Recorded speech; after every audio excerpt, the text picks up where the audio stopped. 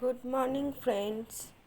আজকে সকালবেলা বাজারে গিয়ে একটু ভালো কাতলা মাছ পেয়েছি, তো ভাবছিলাম একটু দই কাতলাই করব, কারণ ফ্রিজে একটু দইও আছে।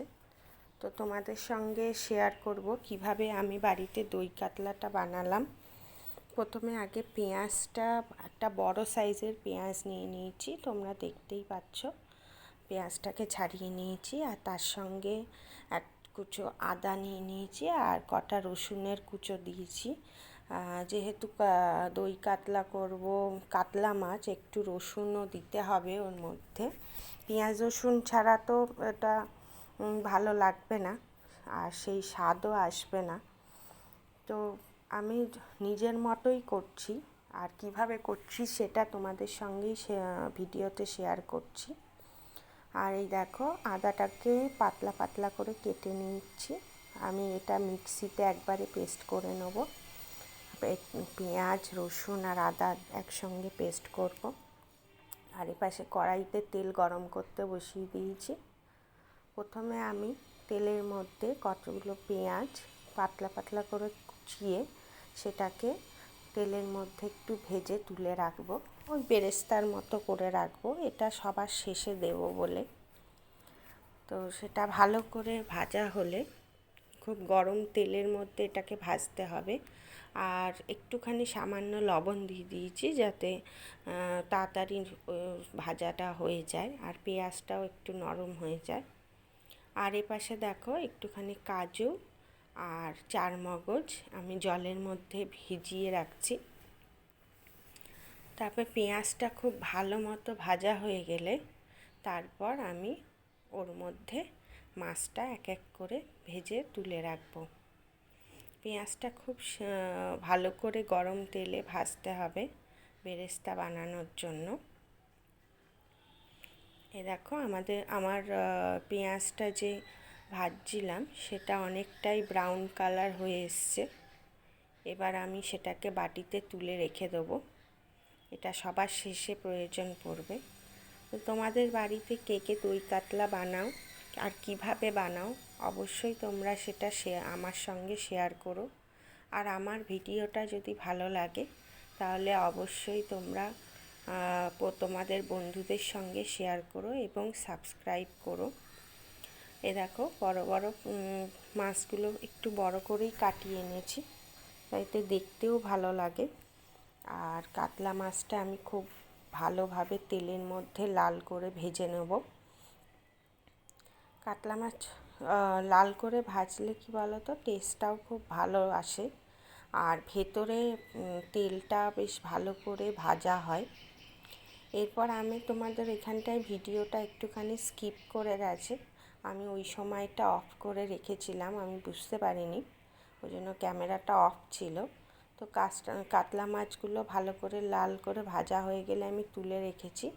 তারপর ওর মধ্যেই গোটা জিরে আর গরম মশলা কটা, দারচিনি, এলাচ, লবঙ্গ অল্প অল্প ওটা ফোড়ন দিয়েছি।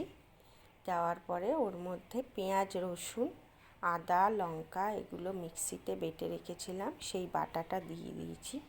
এবং তার সঙ্গে ওই তেলের মধ্যেই একটু হলুদ গুঁড়ো, জিরে, ধনে গুঁড়ো আর শুকনো লঙ্কা, কাশ্মীরি লঙ্কার গুঁড়ো, সেইটা একটুখানি তেলের মধ্যে দিয়ে তারপর ভালো করে নেড়ে সামান্য একটু জল দিয়েছি ওর মধ্যে, মশলাটা যাতে পুড়ে না যায়। তারপর ভালো করে তেল ছাড়া অবধি তেলের মধ্যে ভালো করে মশলাটা ভেজে নিচ্ছি। তারপর আমি এই যে দইটা আগের থেকে ফ্রিজ থেকে বার করে রেখেছিলাম, সেই দইটা আমি দিয়ে দিলাম। দিয়ে ওর মধ্যে হালকা একটু লবণ দিচ্ছি, আর তারপরে একটুখানি চিনি দেব, যেহেতু টক দই ওর মধ্যে অল্প একটু চিনিও দেবো, এতে কালারটাও খুব ভালো আসে। এই যে চিনিটা দিয়ে দিলাম।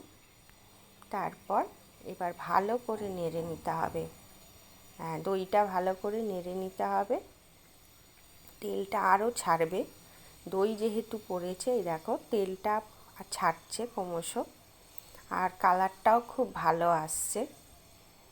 আর এইভাবে তোমরা যদি করো একদম বিয়েবাড়ি যেরকম রান্না হয় সেরকমই স্বাদ আসে। তবে বিয়েবাড়িতে অত্যাধিক তেল মশলা থাকে, যা স্বাস্থ্যকর নয়, শরীরের পক্ষে খুবই খারাপ।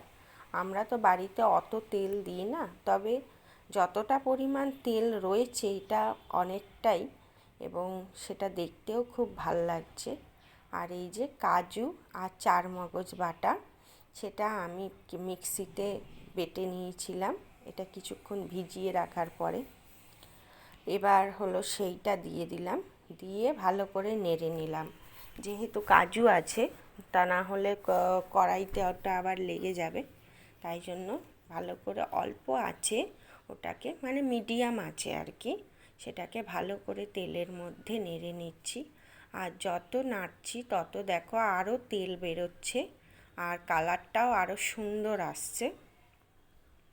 এরপর আমি ওই মিক্সিতেই যে কাজু বাটাটা বেটেছিলাম সেইটা জল দিয়ে, ওই জলটাই আমি কড়াইতে দিয়ে দিয়েছি, কোনো এক্সট্রা আর জল দিচ্ছি না।